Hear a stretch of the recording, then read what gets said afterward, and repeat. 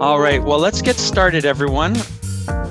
Welcome to the Disruptor Studio Thought Leader session. I'm Paulo Corey. I'm the studio director for Disruptor League, and we host these sessions, these thought leader webinars, which are about experts geeking out and sharing the inside track on unique, hidden, nuanced, and sometimes just plain strange parts of innovation and disruption.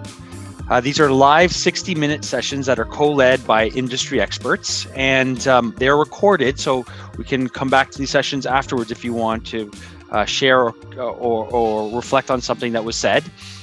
And these sessions tend to begin with a talk or an interview where our guests drop some serious insights about the practice and hard-won lessons they've learned. Then the second part of the session, we get a little more interactive. We'll ask some questions. We'll invite the members and participants to start asking some pressing questions about what they're struggling with and have some discussion about approaches, challenges, and ways to connect with or to leverage the insight that our experts are sharing. So this week, we're really lucky to have Ralph Morales presenting from the snowy western slopes of the Sierras. Some have described Ralph as the Bob Ross of business storytelling. He's a former finance director turned innovator, has directed enormous portfolios in the scale of the billions, new product and global innovation for HP. He's founded and several startups and knows a thing or two about talking value to money people. He just launched Smart.org, which is helping connect innovation and finance, and works with innovators to help navigate credibility and making value clear. And today he's going to talk a little bit about that, about speaking evidence to value in innovation, talking about how innovation teams deliver the value of evidence, and how to build financial credibility for your innovation efforts. I don't know about you guys, but I'm really eager. This is an area that I feel a little blind to, and so I'm really eager to hear from Ralph, who, as I've already alluded to, is a wonderful storyteller. So it's not only going to be an interesting topic, but delivered by an interesting individual, and through an interesting medium, which you will soon see. So Ralph, over to you. All right. Thanks a lot, Paulo. Well, good morning, good afternoon, good evening, wherever you are in the world.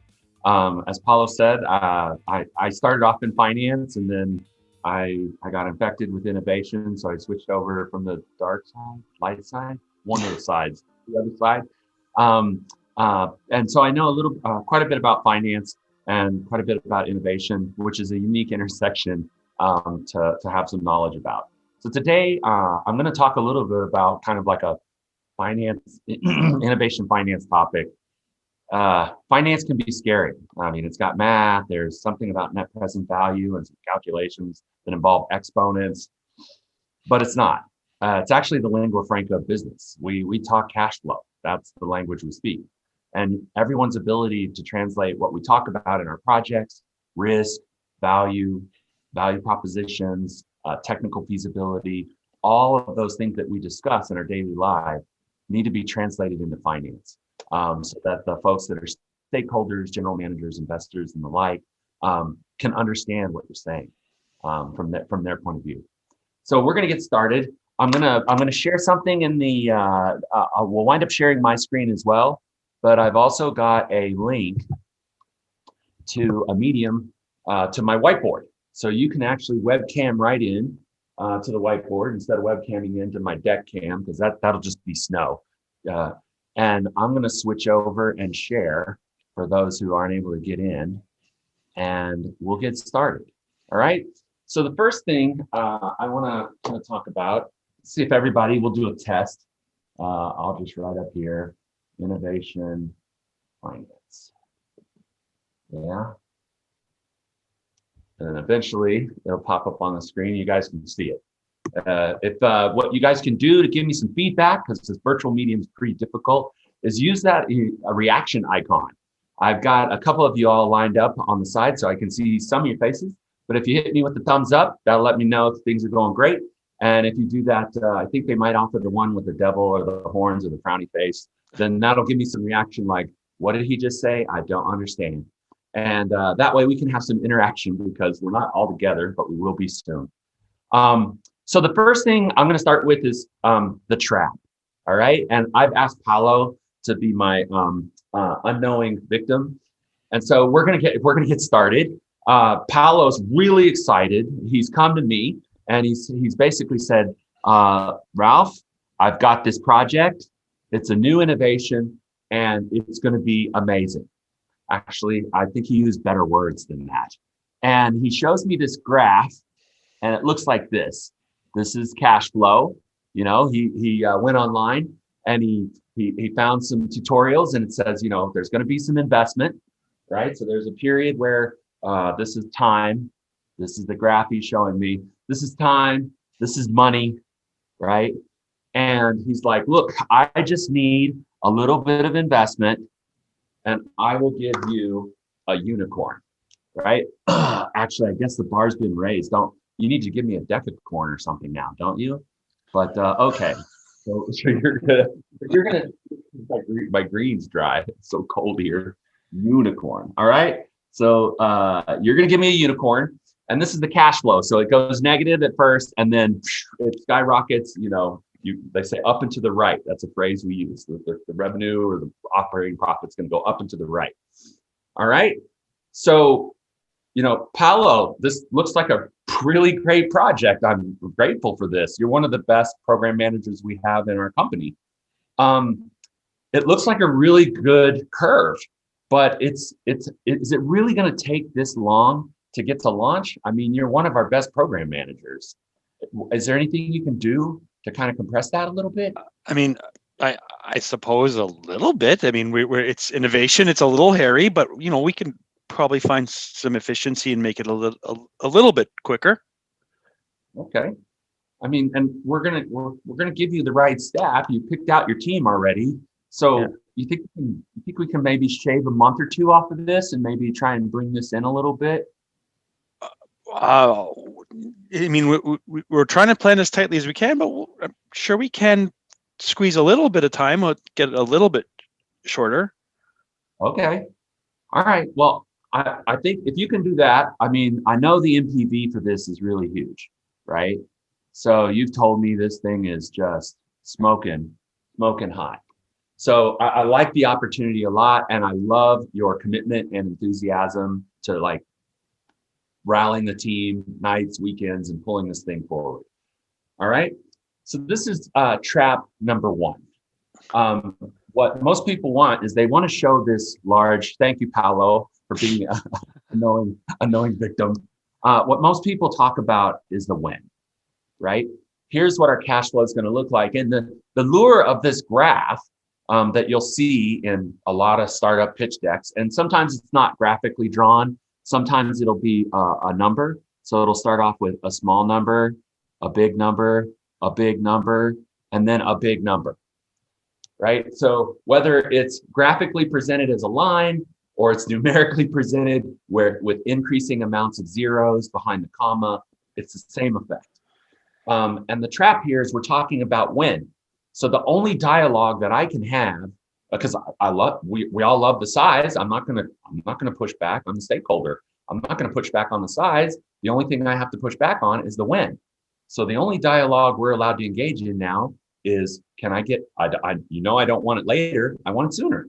So that he's set up for a trap that doesn't really help him in his endeavors.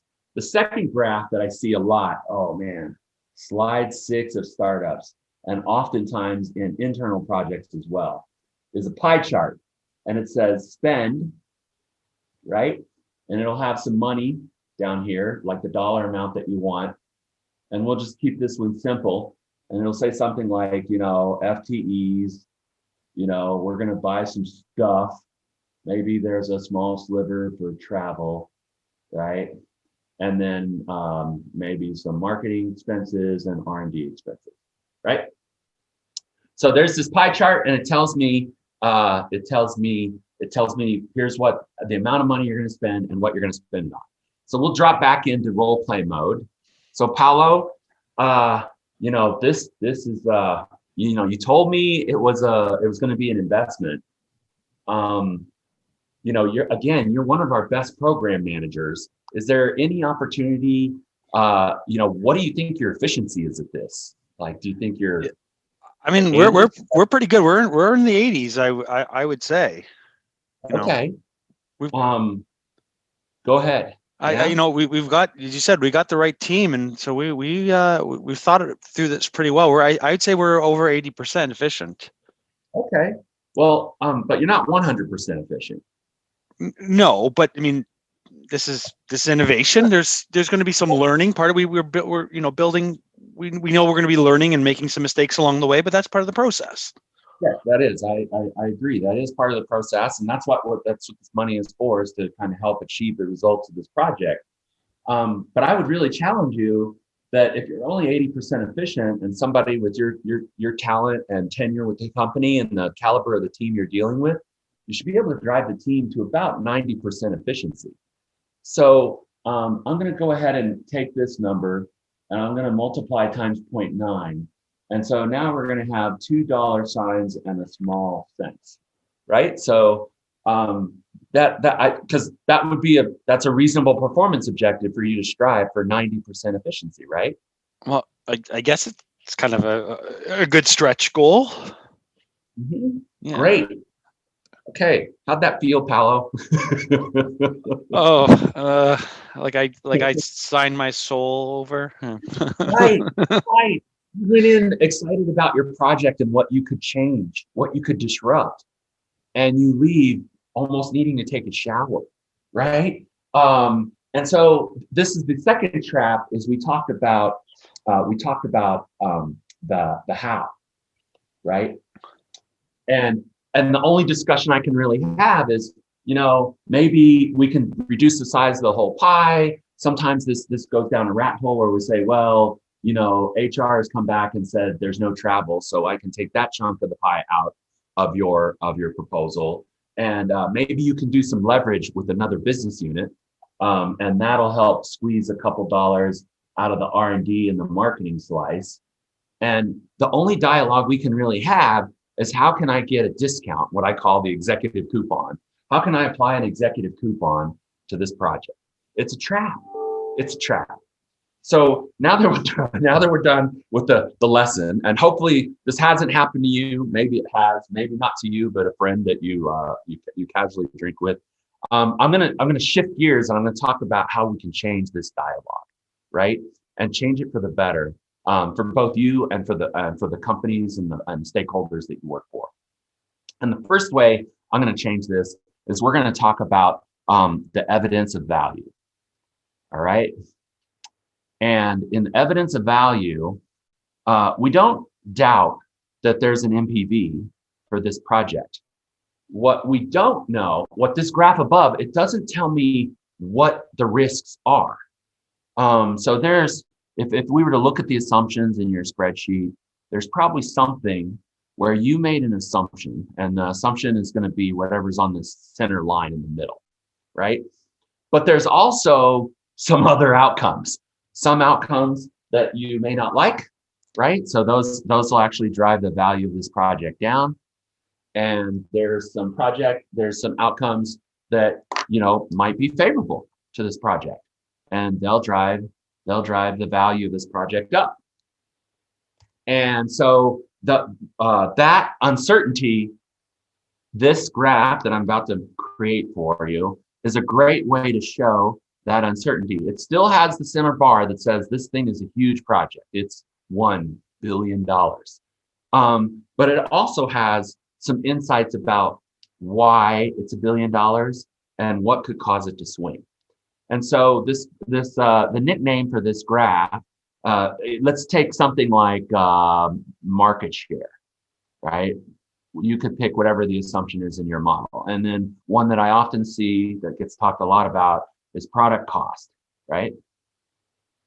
So product cost might be down at the bottom, and market share would be a big swinger up at the top.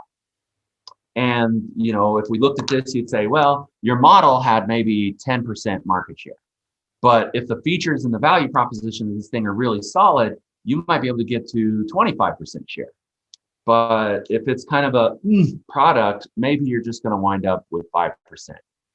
And so that's how now the question becomes in all these ranges becomes, well, Paulo, why do you think this is going to be 25%? What are some possible reasons this thing's 25? I listed one of them, by the way, something about the value prop, right?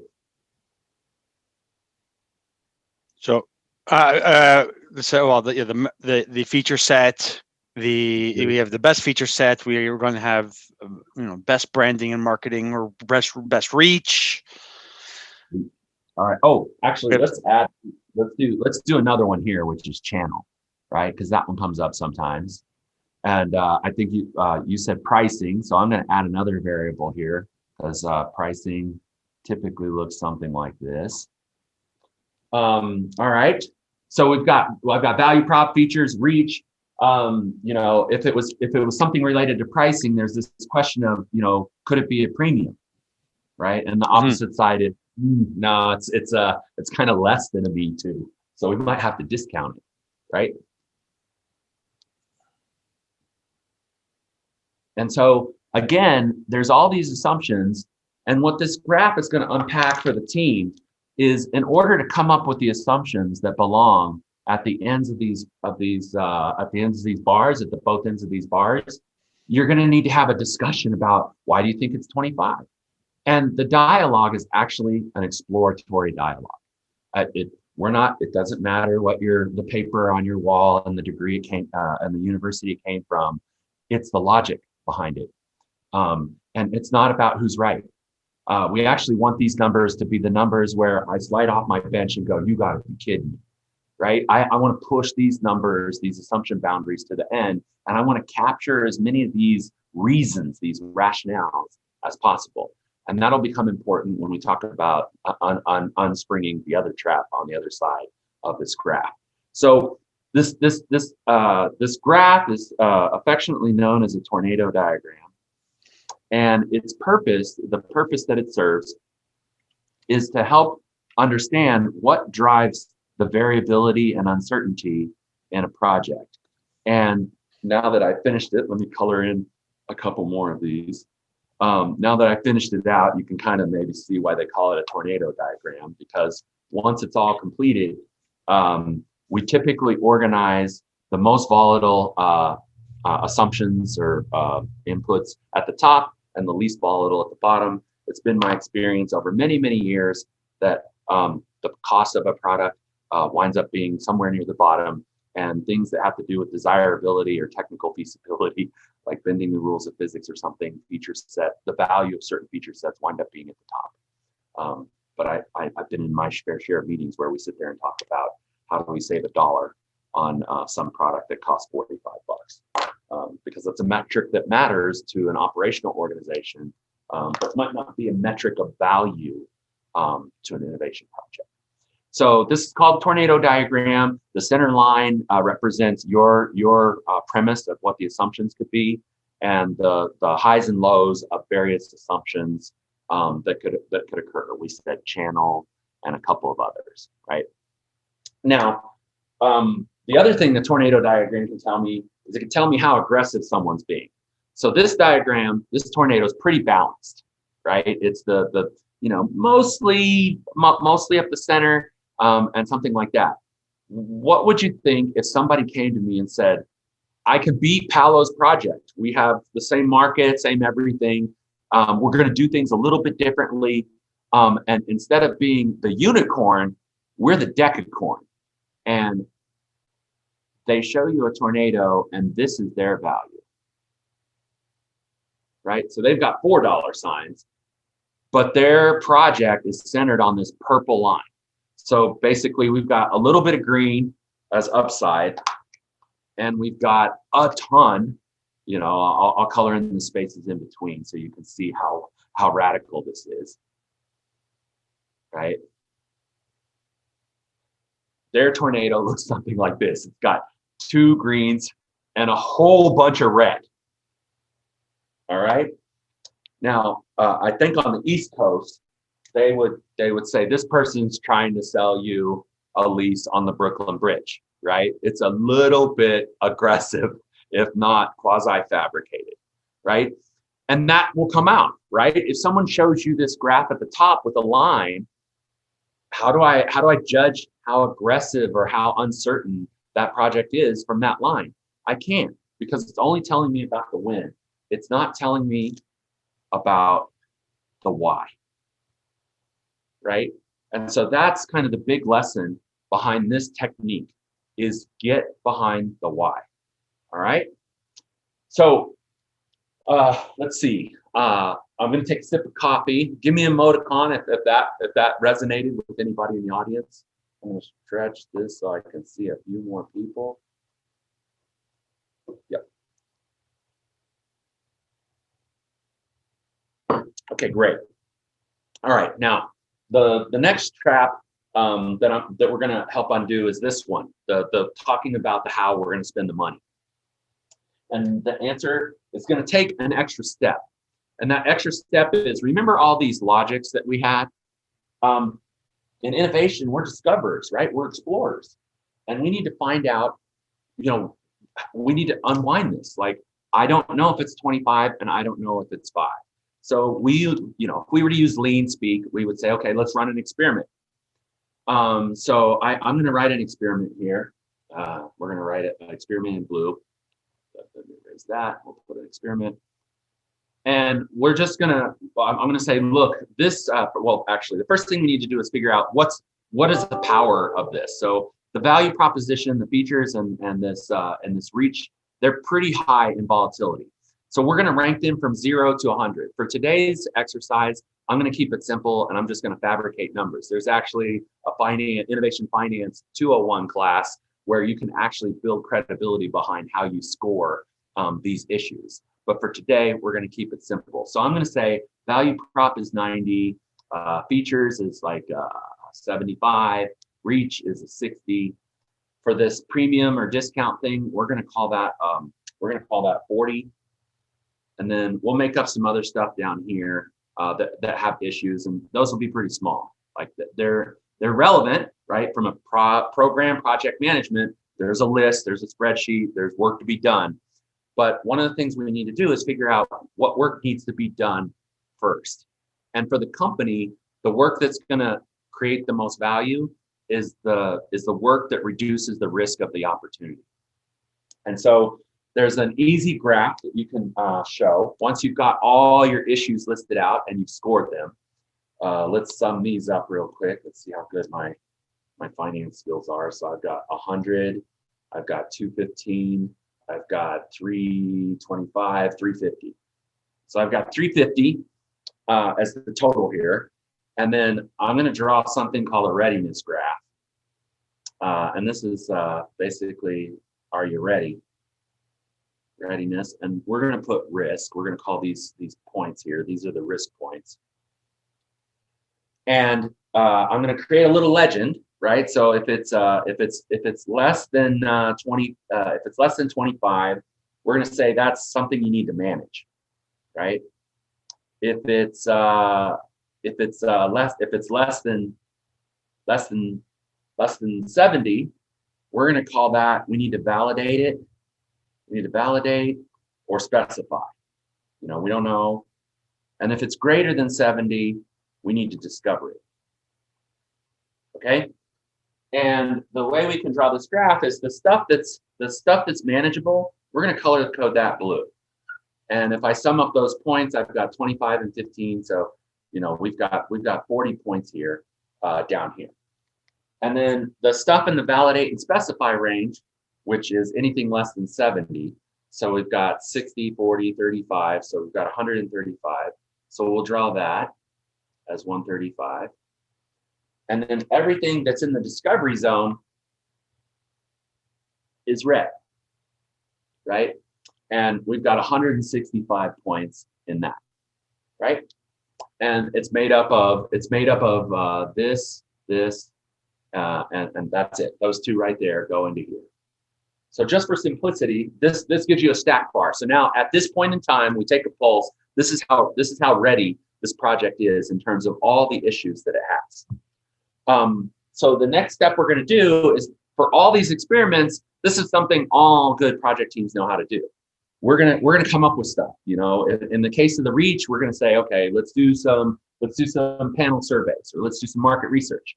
And we know how long that takes. We know the type of talent we need. We know the money we need to spend to set up the experiment and run the experiment. Like, everybody can project plan and say, to run that experiment, it's going to cost $100K or whatever the number might be, right? The other thing about experiments is they have a certain range, right? So I could say, I spend 150 and I can, out of this reach, I can get you maybe -10. But if you really want to kill this dead, what we would do is we would do 3 double-blind focus groups. And that's everybody who's ever done market research, like, oh man, that's gonna cost a pretty penny, like maybe $500,000. But the good news is, this issue, if we run that experiment, we'll probably kill this dead, right? So I'm gonna put -40, right? So I can do a smaller experiment and reduce a little bit of risk, or I can do a really grand experiment and really knock it down to the point that it's something we need to manage. And the interesting thing that happens with innovators, and I always find these dialogues interesting, is the experiments in between. That's where we get crafty, right? Like, how do we get the most knowledge for the least money, right? And we get clever with our execution, we get clever with our design, we get clever with all that. But for today, again, that's like a innovation judo class. That's another topic for another time. But for today, I'm going to keep it simple, and we'll go to the tried and true standbys of experiments that everybody's familiar with. And so for all of these, we could go through and say, okay, hey, for 50, we can do maybe -20, and for 200, we might be able to get -50. Okay, and you wash, rinse, repeat that for a couple of these. And what will happen is, if you do the metrics, if you do some math, and we've actually created some software and a consulting approach that helps guide teams through this, and it turns basically their dialogue about how what they do reduces risk, and it changes that discussion. As I talked about at the very beginning, we want to translate. We want to translate what you're talking about, and we say, look, here's the risk. Like, create this graph, risk, and here's cost, right? If I were to take each one of these experiments and lay them out on some type of how much risk for how much cost can you get, and we plotted them with some level of efficiency for all these projects. I'm just going to make up some extra dots for the ones that are down at the bottom. You'll get a curve. And I'm an economist by training, behavioral economist, so a lot of game theory and a lot of hours spent on a VAX VMS computer programming simulations.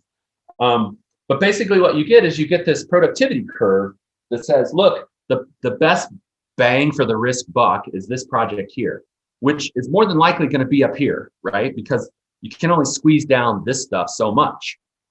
And what you can do from that point is you can say, look, instead of saying, here's all the money we're going to spend and what we're going to spend it on, as a team, you can say, you know what, for our first sprint, let's bite off this.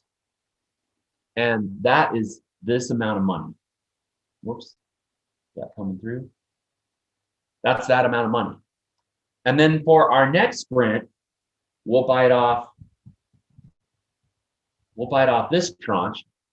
Because either that first one, we'll get the experiments and we'll say, yep, we've reduced the risk and we're willing to march down this curve, or we'll realize, oh, this is not a unicorn. This is not happening, and that's good, right? Because now we've spent a little bit of money to learn that the option value of what we have is not valuable. And this over here, this graphic over here, is what I refer to as the value of evidence. And notice how the dialogue would change. If Paolo had started with, look, we want to run these types of experiments and they cost this much. And we believe that if we run these experiments, we can reduce the risk, right? So the risk goes down. The risk goes down to here. And we're only doing it for this much money, right?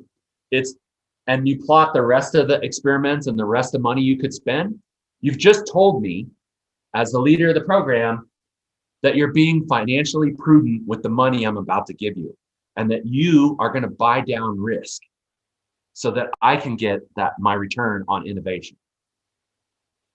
This is a completely different discussion than how am I going to spend your money? This is how am I going to spend your money? This is why. And I don't know, I'm a big fan. You probably know whose name I'm going to say next. Simon Sinek. Start with why. And so there's no real, PhD or thesis writing, groundbreaking thing that can be done here. It's just a very simple way to translate finance into translate what we do in innovation into finance. And so if you were to do this, I'm going to erase these, I'm going to leave those numbers there. But let's say we were to bite off those three, then the way you'd show this graph after the sprint was over, let's say it was successful and we bought down 50 and we bought down 40. So this number would come down by 90 and the answer would be 35, 25, 75. So there's 75 points left, right? And what you would go tell the stakeholder is you'd say, guess what? It's been insert time duration of the sprint we just ran.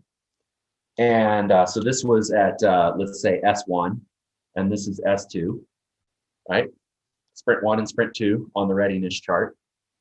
And so those are here. And we've been able to bring the risk of this project down to here. And invariably what happens when you do that review, after you've brought the risk down, is you come back and this tornado diagram will get updated, because now it's not 25 and 5 anymore. The range isn't so wide because you have value from evidence. And it's going to translate that, you know what? We were wrong. It's not 10% market share. It's 13% market share. Might be as high as 15, but might be as low as 8. So the ranges will start to narrow, and now you're honing in on delivering value. The discussion has completely changed from when is the money coming and how are you going to spend it, to why is this opportunity valuable and why are the things we doing relevant to creating value.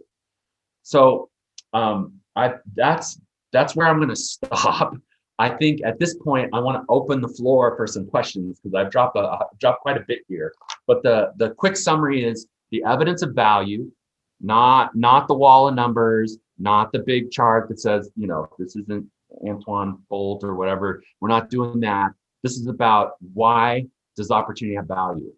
And then to get to this other step of why, you need to go through a discourse, a dialogue of exploration, and that thing that innovators do of getting crafty about how are we going to learn, but reflect how you're going to learn. Because if you go to the stakeholder and say, we're going to run this cool, crafty experiment and and we're going to spend money. The stakeholder here is wah, wah, wah, wah, wah, wah, spend my money. It doesn't speak their language. But if you tell them there's these risks and we're going to conduct these exercises or these activities, whatever the right nomenclature is in your company, you can say, we're going to do these activities to buy down the risk. And here's what those activities cost. And here's why they're the activities we're going to do first and not second and not third. You now have credibility in a language and a lingua franca that they understand. This dialogue using this graph of the tornado and this graph of priority is completely different than the graph with those two pieces of information at the top. So I'm going to take a sip, and then let's see where the Q&A and the dialogue goes. Okay, well, Ralph, I think you need to give us a moment to take our brains that have been splattered on the walls here. Thank you so much for that. Wow, this is some pretty heavy tools for great conversations. This is amazing. I'll start off with a question. What methods do you suggest to kind of solicit the range of some of those assumptions of the tornadoes? Yeah. I find tacos and Corona at lunch to be a great lubricant for this discussion.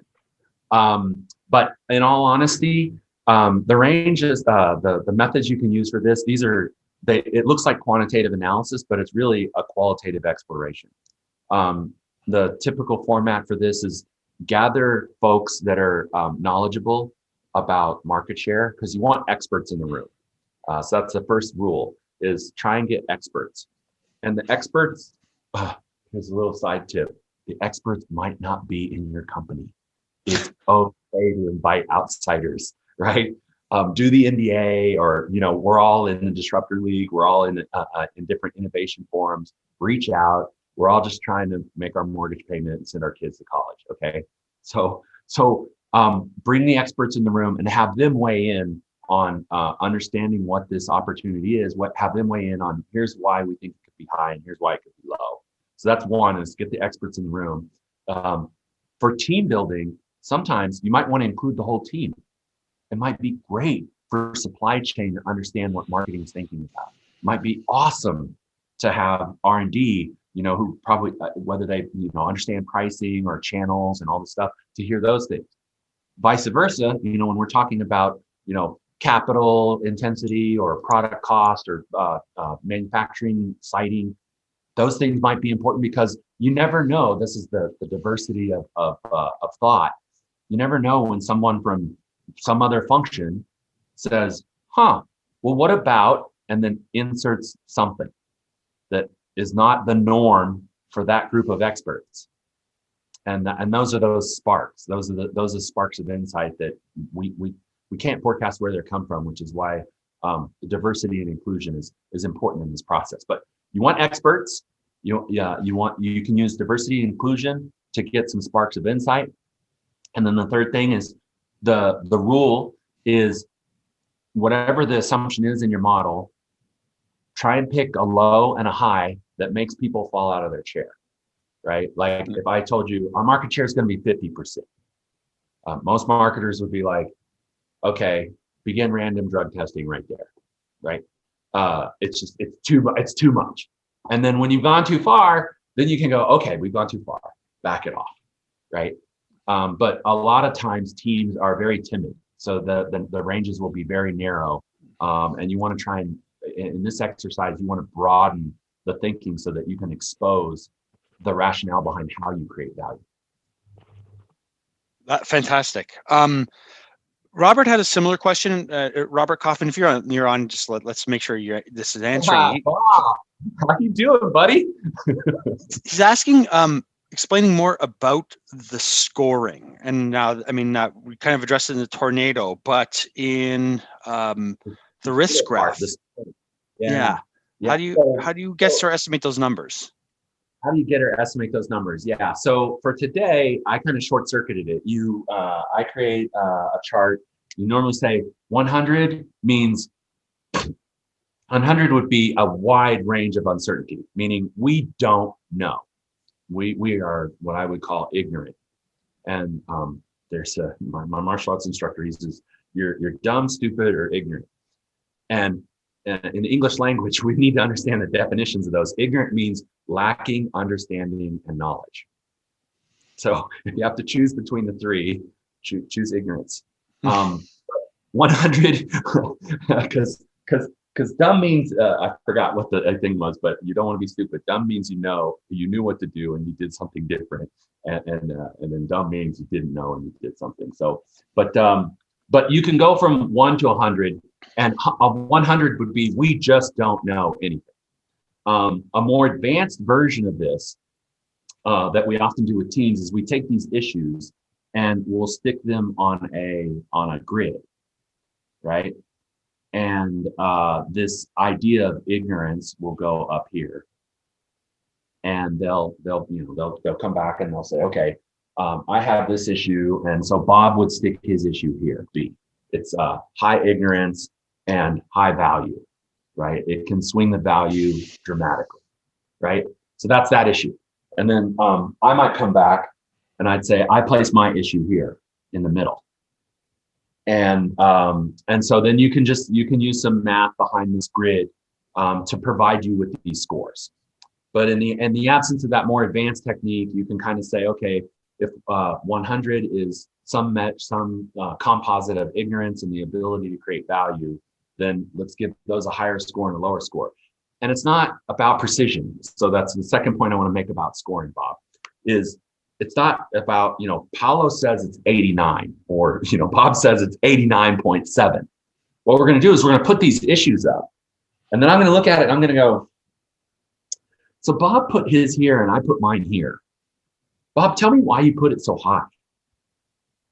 And then Bob will say something. I'm like, really? So you think this issue that I have is less, is less valuable or less something than this? And Bob goes, well, actually, now that I think about it, we're probably equally unknowledgeable. So then Bob says, in fact, but we do know something about it. So then Bob lowers it. And we call that process calibration, right? Because why I scored something one way and somebody else scored it another way, we don't know. So again, we need a dialogue in the absence of a more quantitative method.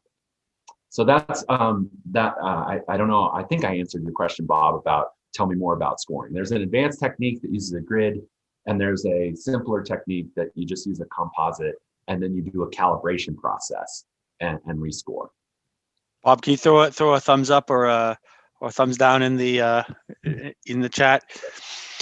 In the meantime, Hayden has a great question, or kind of maybe a provocation. This is logical, but this whole process is logical, but isn't it difficult to get an investor type to pay for verification of a great opportunity with their money?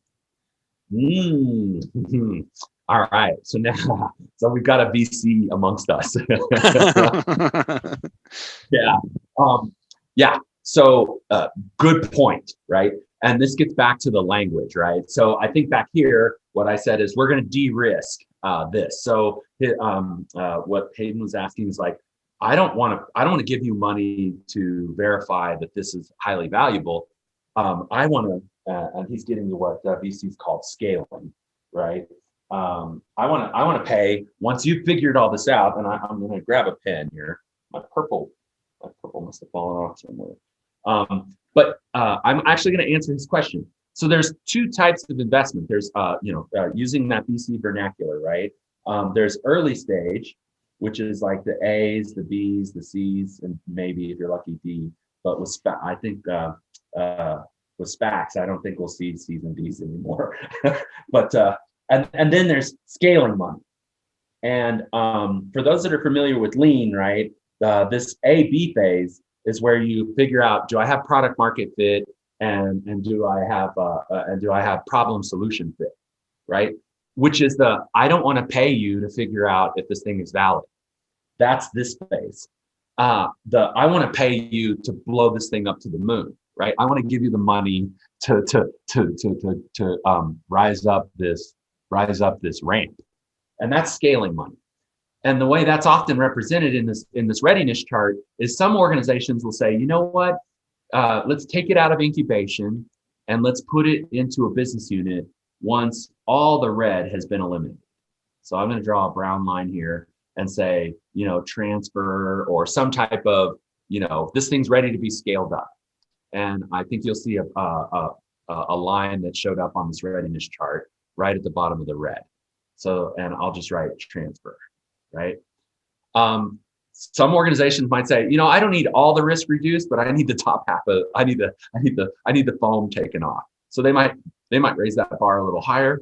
Other organizations might say, don't talk to me about it until you're ready for scaling money. Like, get me as close to the blue or as much as blue as possible, and then we'll take it over. And that's another aspect of the readiness chart that can be used, is like, when is it ready to put in serious money? And where that bar is for readiness from migration from incubation to something else, that's a healthy dialogue to have with investors. So I think to answer his question, that money, like, I don't pay you to validate, that's actually not totally true, because the A phase and B phase are all about problem solution fit, and product market fit. And those are all about validating that great idea is actually great. Awesome. Well, that makes sense. So does that, you know, one of the questions I was kind of noodling on as you were talking about it is, does that change how you prioritize experiments as you think about the, what phase you're in? Sorry. Oh, no, go ahead. So you're saying, like what if you're in phase C? Once you go through a sprint, then you loop right back and go through this. So this whole process is iterative. So once you're done with the sprint, new information will come in, right? New value of evidence.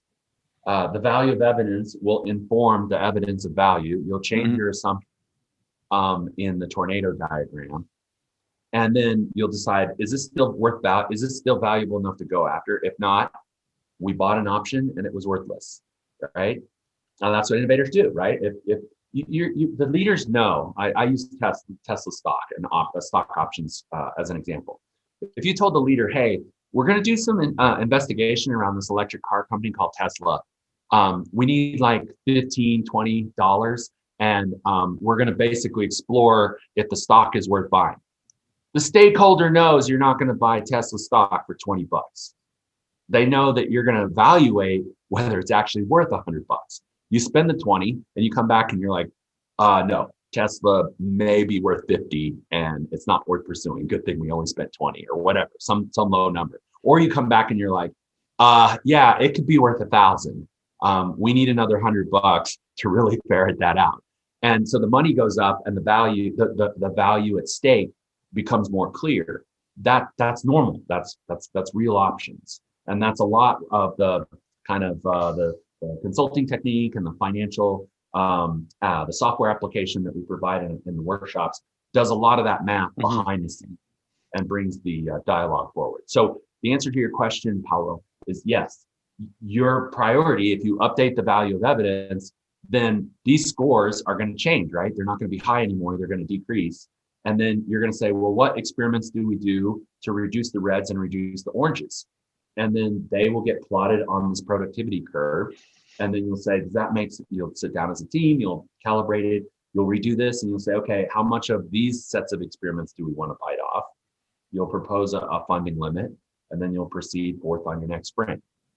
So the whole process is iterative until you get to a point where you launch the product, you're seeking scaling, or you've launched the product.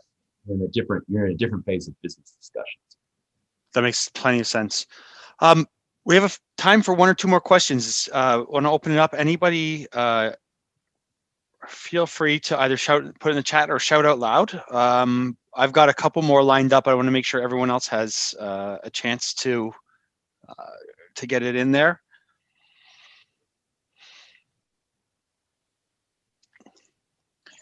So one more. I have another question here.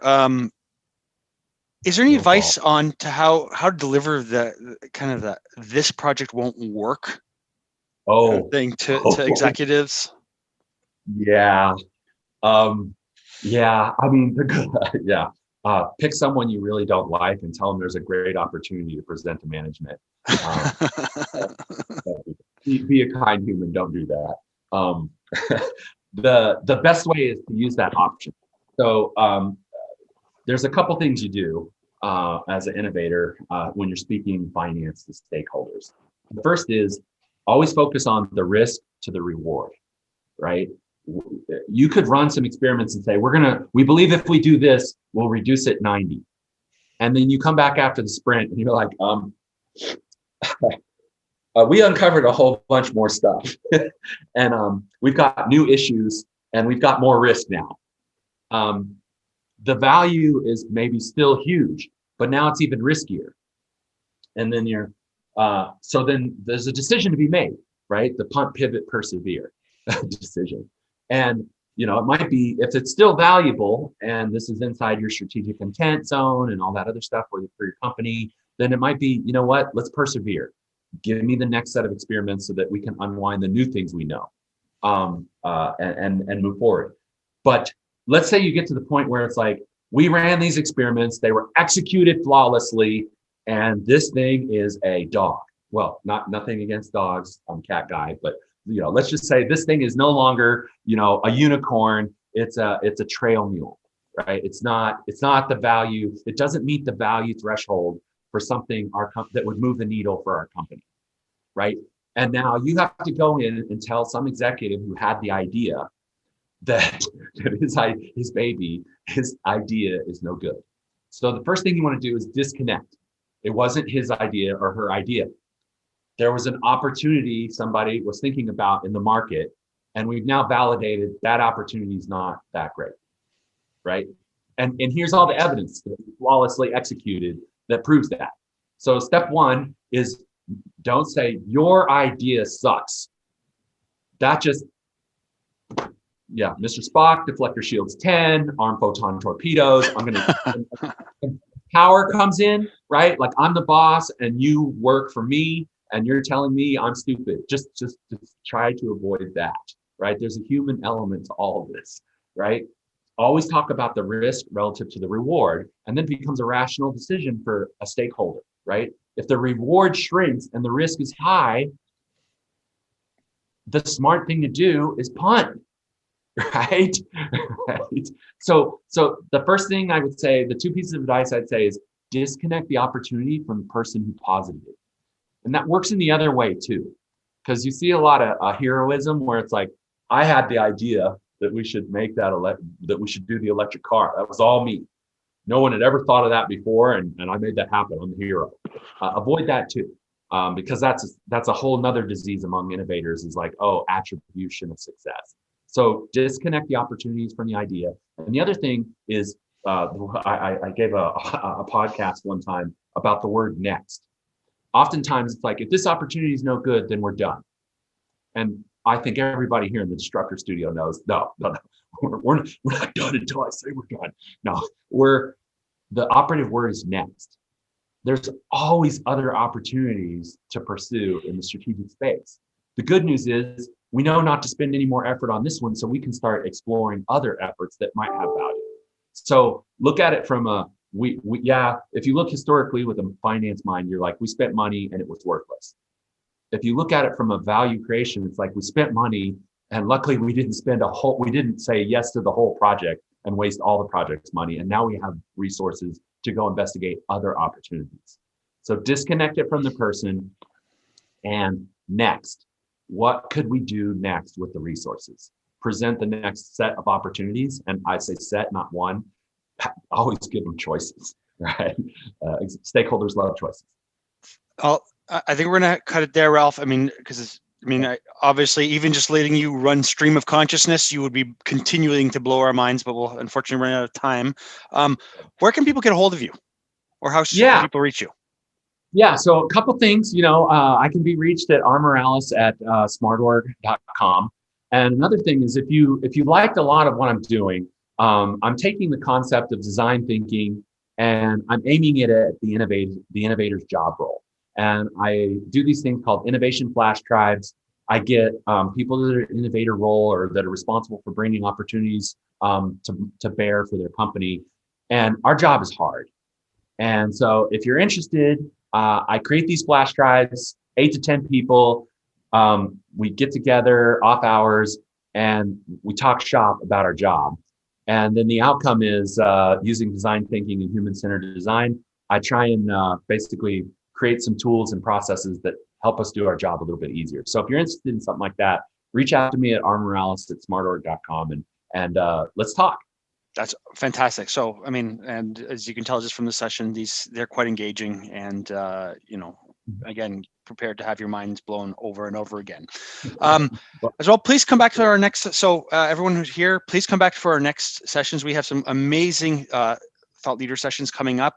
On February 4th, we have Anna Murphy, the CEO of United Way of Southwest Michigan, talking about innovation and boards and how to get the most, get your board of directors to help drive your innovation. On February 9th, we're working with Dean Myers for an interactive learning session on how to facilitate creative workshops online and virtually. So that one's got some limited seats, so sign up soon. Thanks again, Ralph. This has been amazing. I speak on behalf of the audience again. Mind's blown. This has given us a whole new set of tools, and so thank you so much. You're welcome. Vicky, our social media guru, is reminding me there's a post already on social media, Facebook, LinkedIn, Twitter, Instagram about this. So if you have any feedback, comments, or want to share it, please hit us up on our social media channels and leave some comments. Thanks again, Ralph. Thanks again, everyone. We'll hope to see you soon. Mahalo, everybody. Be kind to each other.